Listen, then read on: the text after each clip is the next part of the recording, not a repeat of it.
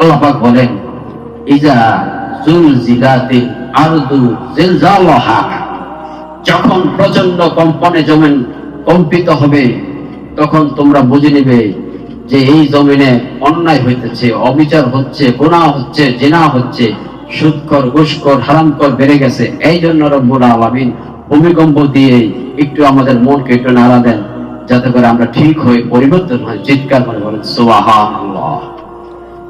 আমার ভাইয়েরা, বন্ধুরা, আমাদের পরিবর্তন হতে হবে।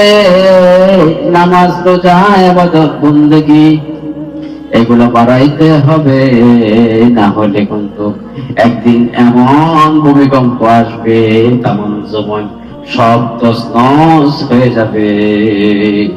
সেটা কখন হবে? কিয়ামতের আগে।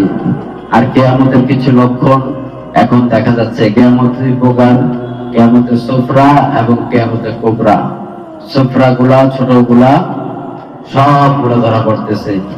এই জন্য জমিনে ভূমিকম্প হচ্ছে।